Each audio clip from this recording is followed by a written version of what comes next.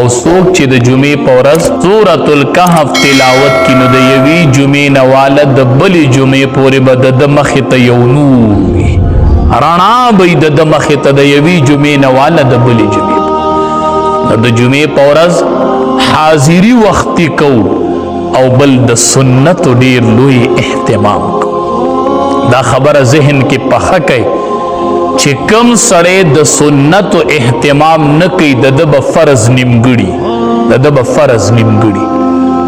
چې کم سړی سنت په پابندۍ نه کوي د به فرض نیمګړي فرض به نیمګړي فرض ته دی مکمل نه وي چې کم سړی سنت په اهتمام نه کوي. دا خو څه خبره ده مولوي صاحب، دا خو سنت دی. سنت د چا سنت دی؟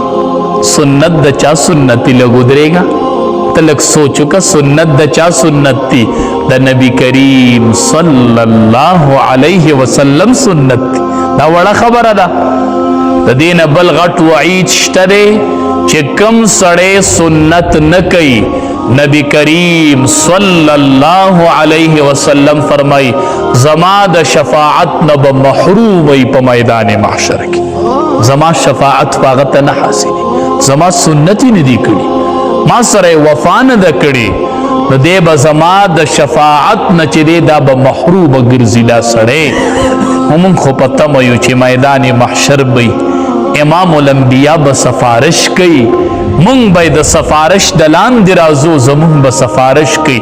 نه دقه سړی به د نبی علیه السلام د شفاعت نه محروم وي چې دی سنت نه کوي. دا خو د امام الانبیا، دا خو د نبی کریم صلی الله علیه وسلم سنت.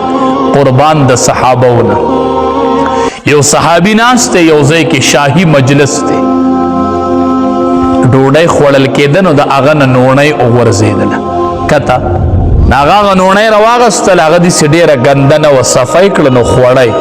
نو هغې مجلس کې ورته یو کس وایي دا ډېره بده ګڼل شي چې شاهي مجلس او خلق واپس شوي روټۍ راوچتوي.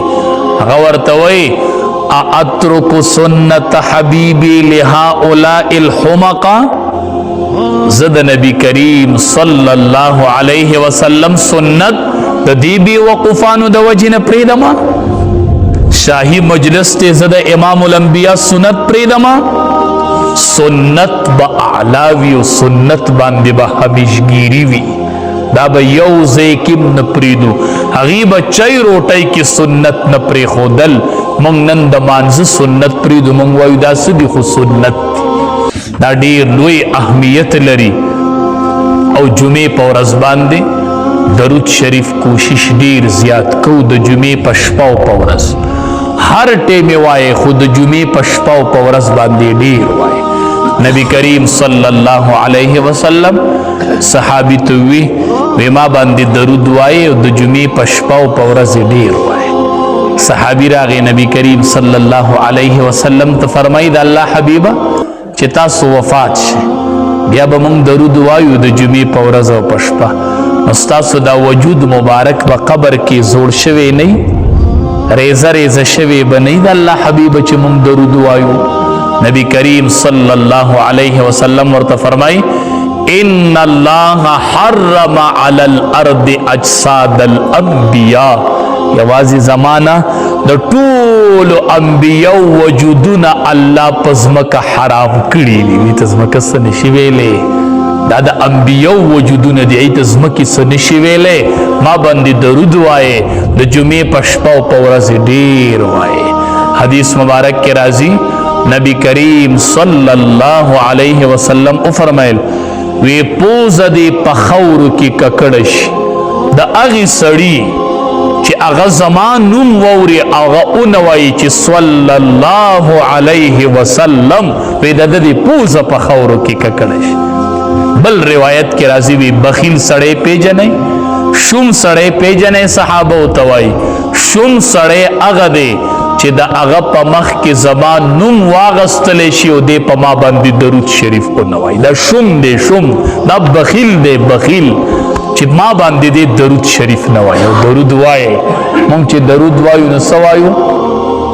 اللهم صل علی محمد ډیر خوږ نوم دی صلی الله علیه وسلم دا نوم ډیر خوند کوي اللهم صل علی محمد حدیث مبارک کې راځي نبی علیہ السلام فرمای وانا اول من یقرع باب الجنه زب د ټولو نړومبې د جنت دروازه وټکو دندې نه به आवाज وشي چې دروازه وټکو من انتا سوکی زب جواب کې واب چې محمد صلی الله علیه دا نوم به التم اغستش وی چې زمان نوم خازن ووري چې د محمد نوم په خازن ولګي خازن بوای ما تم د دې خبرې حکم شویو چې د ټولو نړومبې به د جنت دروازه د تکولا وای نو اللهم صل علی محمد دا هغه محمد نوم دی چې جنت خازن باندې بمړومبې لګي چې محمد صلی الله علیه وسلم نو د درود شریف ډیر اهتمام کو ډیر زیات څومره کېدلی شي بچو باندې خپله کورونو کې